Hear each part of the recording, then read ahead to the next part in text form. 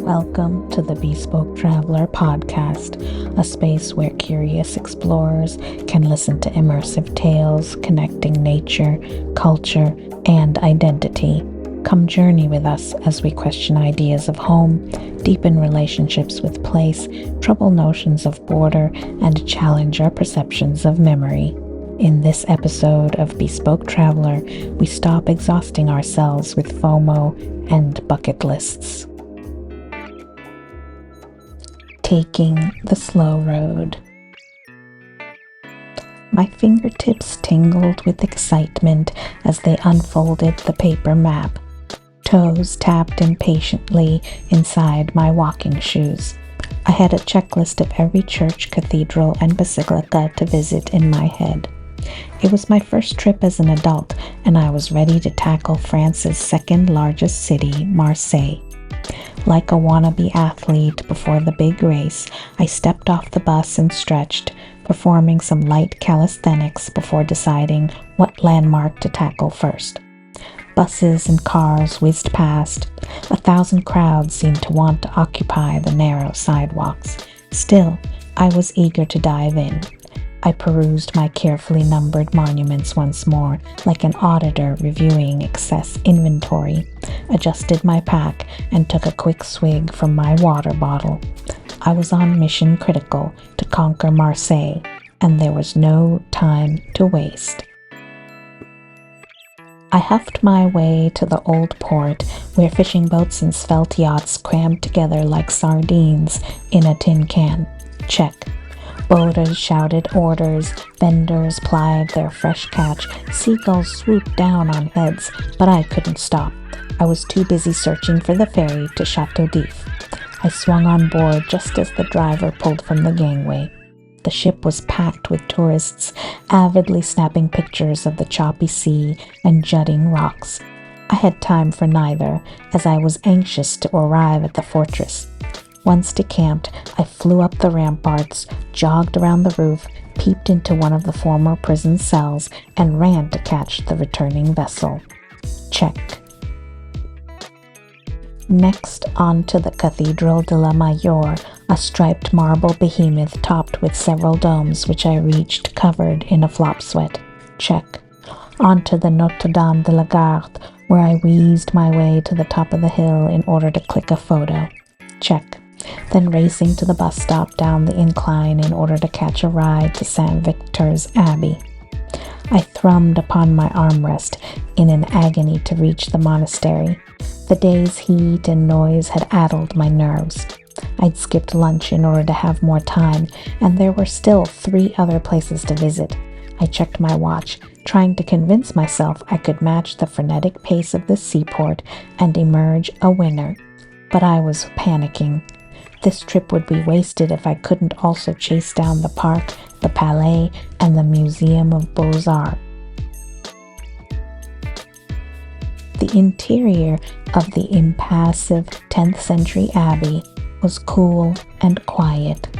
I let out an involuntary sigh, and without thinking, perched on the edge of one of the rustic wooden pews.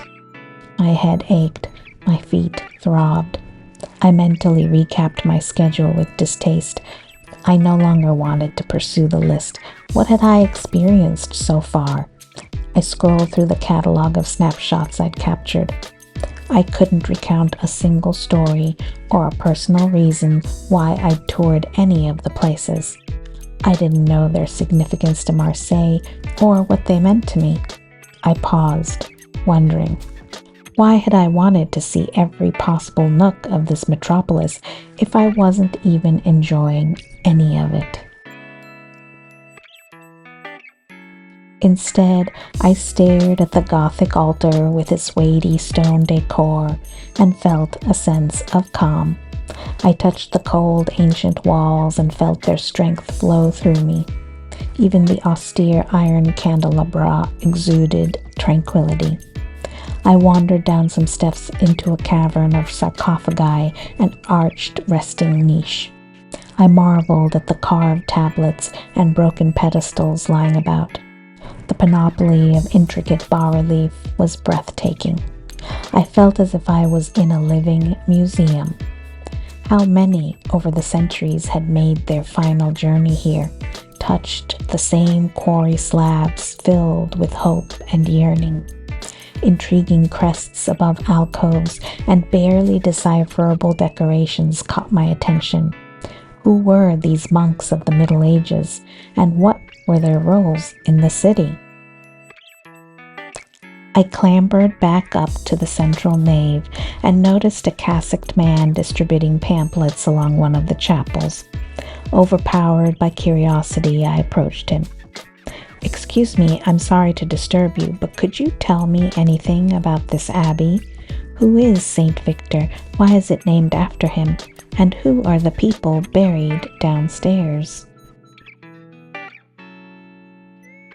"Saint Victor," he replied. "He is the patron saint of Marseille, a Roman soldier martyred for his Christian beliefs.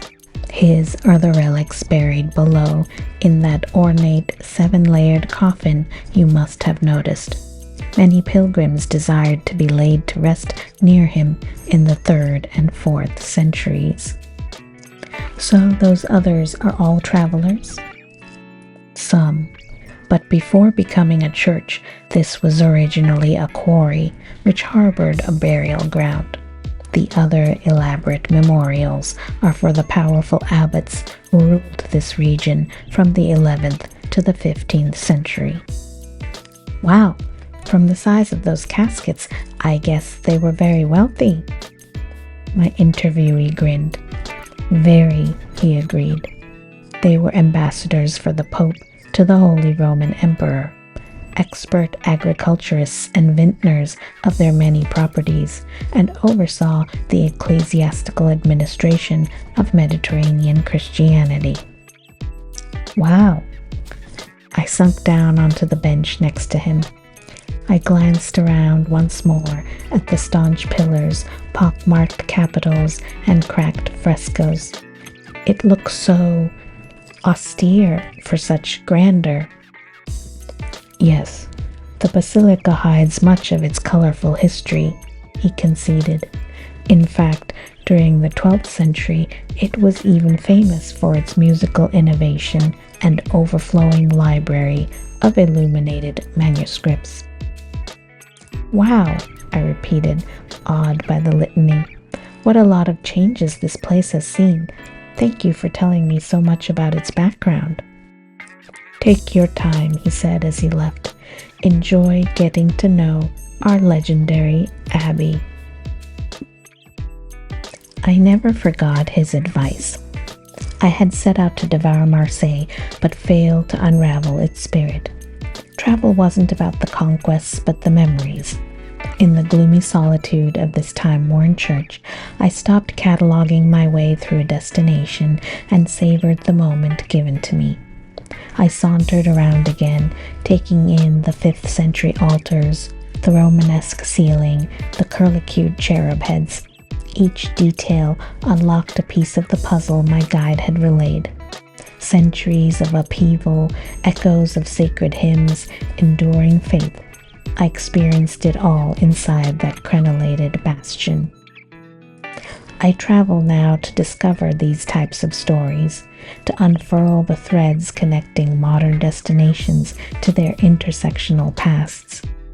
Like people, each place is distinctive, full of entangled narratives revealed through architectural features, natural landscapes, and societal rituals.